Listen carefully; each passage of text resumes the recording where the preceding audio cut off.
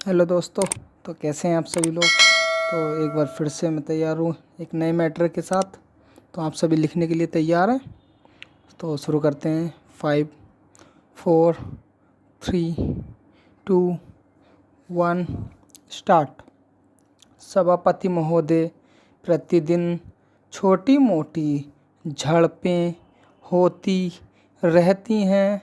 हमारी फौजें बड़े उत्साह से उनके मुकाबले में खड़ी हैं। उनके हौसले बहुत ऊंचे हैं, लेकिन हमारी सरकार का भी यह कर्तव्य है कि उनके हौसले को कभी गिरने न दे। उन्हें हर तरह की सुविधा प्रदान की जाए जिससे उनका आत्मविश्वास बढ़े।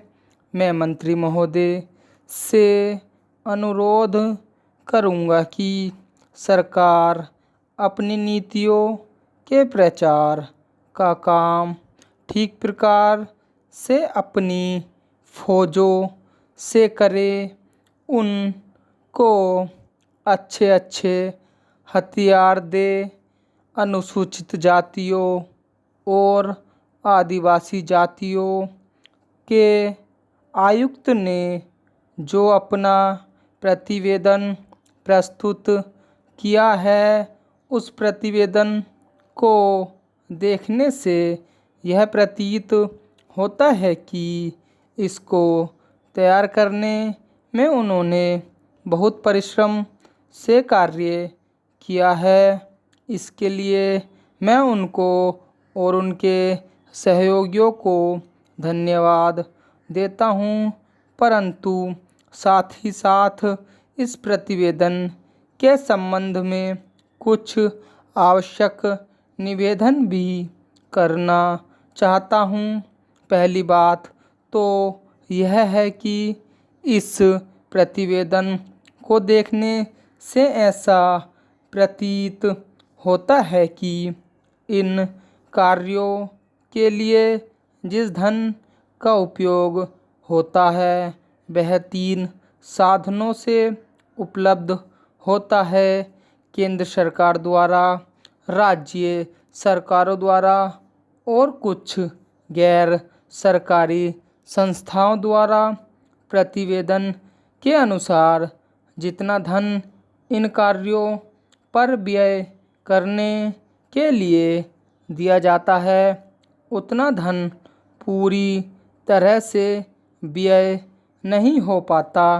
मैं यह नहीं कह सकता कि आवश्यकता से अधिक धन दिया जाता है या कार्यकर्ताओं को वह धन प्राप्त ही नहीं होता, जिसके कारण से वह बिना खर्च हुए बच जाता है। मैं तो यह चाहता हूँ कि जितना धन दिया जाता है उसका पूरा उपयोग हो और आयुक्त को यह न कहना पड़े कि इस कार्य के लिए जितने धन की आवश्यकता थी उतना धन नहीं मिल पाया और विवश होकर हमको उस कार्य को बीच में ही रोकना पड़ा। जहाँ तक राज्य सरकारों का संबंध है, बहुत सी राज्य सरकारें अभी तक इस कार्य में असावधानी से काम ले रही हैं और इस कार्य को उपेक्षा की दृष्टि से देखती हैं। आयुक्त ने इस बात की शिकायत की है कि बहुत सी राज्य सरकारों ने अनेक पत्र भेजने के बाद भी अभी तक अपनी रिपोर्ट नहीं भेजी है।